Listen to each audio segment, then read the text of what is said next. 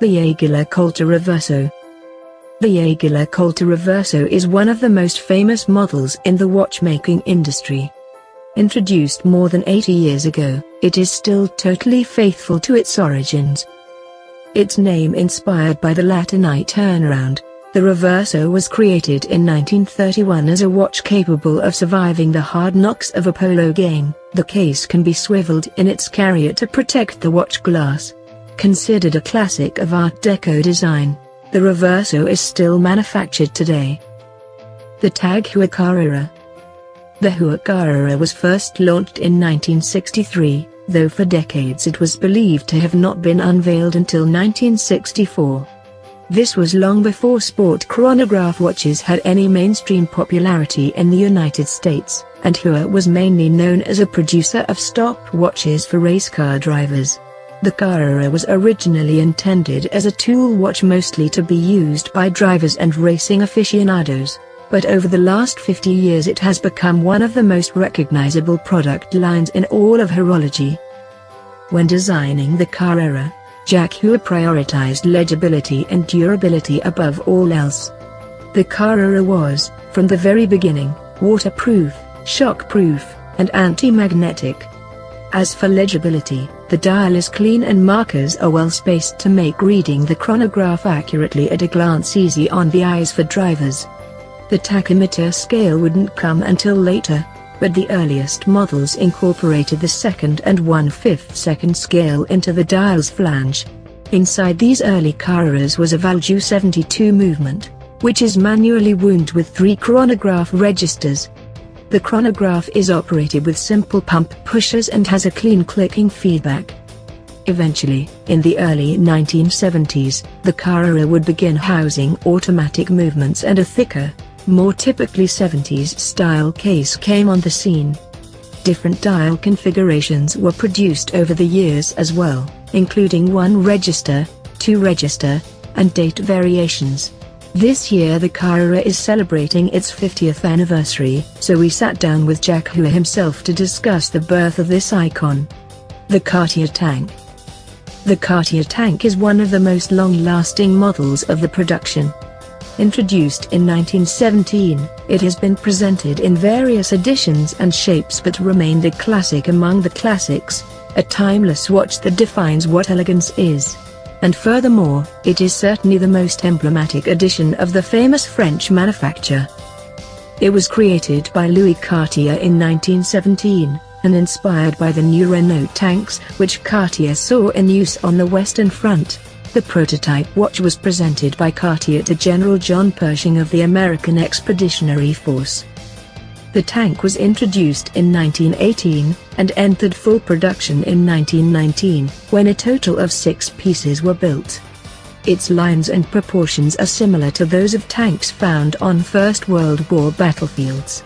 It is both a square and a rectangle, and its strap is seamlessly integrated into vertical sidebars called brompids.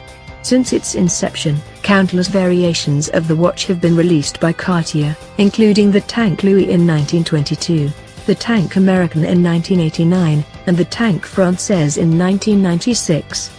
The defining features of a tank watch include its spilled Roman numeral dial with a Chemin de Fer chapter ring, sword-shaped blued steel hands, and a sapphire Cabochon surmounted crown.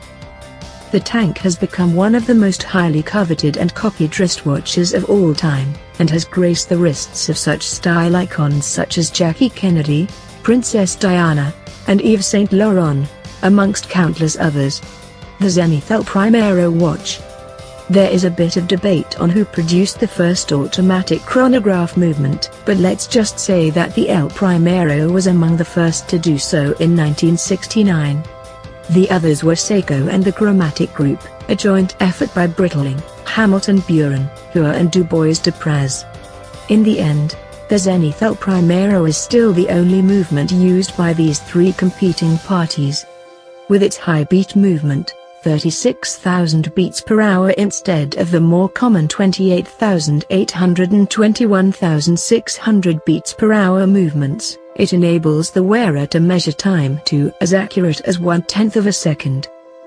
The El Primero movement has also been used in Tag Heuer, and even Rolex watches. Even the Daytona had an El Primero movement inside between 1988 and 2000. Although the El Primero collection consists of a lot of different models these days, the El Primero original 1969 is the one that comes close to the original. The Audemars Piguet Royal Oak. With its steel case, octagonal bezel, tapestry dial and integrated bracelet, the Royal Oak overturned the prevailing codes in 1972 and took its rightful place as a true modern icon. When Audemars Piguet unveiled the Royal Oak in 1972, luxury timepieces were usually small and made of gold, but the brand broke these rules, forever defying with conventions, with this first luxury sports timepiece honed from steel. Its powerful look ushered in a revolutionary avant-garde style, that has since become its trademark. Across its nigh on 50 years of its existence, this modern horological icon upholds the innovation and excellence embodied by Audemars Piguet. The Patek Philippe Calatrava. Created in 1932, it is the result of an avant-garde philosophy of aesthetics that showcases sleek lines and subtle elegance. The collection expresses artistic ingenuity at its very finest. The endearing quality of the design reflects the relentless pursuit of perfection that has always been at the core of Patek Philippe's mission. These inimitably elegant ladies' and men's watches are impervious to short-lived trends, recapturing the hearts of each new generation. Whether extra thin, with hobnail patterns or wide polished bezels, they are all unmistakable members of the Calatrava family, and even their changing faces cannot belie their origins. No other watch lends better expression to the true Patek Philippe style. The Breitling Navitimer. The aviator chronograph Navitimer, a further development of the chronomat, was brought onto the market by Breitling in 1952 and since then has become a well-known and popular watch classic. In comparison with the chronomat, it has an even more complex bezel with logarithmic, double-rotating slide rule scale, with which fuel consumption, rate of climbing or sinking and average speeds can be calculated quickly. At a time when electronics were not as heavily dominating as today, a model with such useful features was greatly appreciated, especially by airplane pilots. Therefore in 1952 the Navitimer was officially recommended as pilot's watch by the Aircraft Owners and Pilots Association, AOPA. From 1954 until the first half of the year 1955 the caliber Valjoux 72 was used for this watch. Later the caliber Venus 178 was installed. Since 2010 the newly developed manufacture caliber Breitling B01 is used. Accordingly, the model name was changed to Navitimer 01. Over the years there were produced numerous versions of the first Navitimer. So the external dimensions of the original Navitimer, originally 40 mm in diameter and about 15 mm height, were significantly reduced. This reduction was possible without changing the features or the quality of the watch. To achieve this, however, and to leave the date display at the position of the digit 3, the small dials for the stop function had to be shifted. Since 1969 the popular model was also offered with automatic winding, including the Breitling Caliber 13 and the Breitling 30. These later automatic models received a date display between the 4 and the 5. Today, there are variants of the Navitimer with even further complications such as perpetual calendar, rat trap anti or flyback. The Rolex Oyster Perpetual Submariner's robust and functional design swiftly became iconic. With their subtly redesigned oyster case, distinctive dial with large luminescent hour markers, graduated rotatable Cerachrom bezel and solid link oyster bracelet, the latest generation Submariner and Submariner date are firmly in line with the original model launched in 1953. The Omega Speedmaster Professional Moon Watch. For well over half a century, the Omega Speedmaster has witnessed events that have tested the limits of physical endurance and human courage, including the first manned lunar landing in July of 1969 and every one of NASA's piloted missions since March of 1965.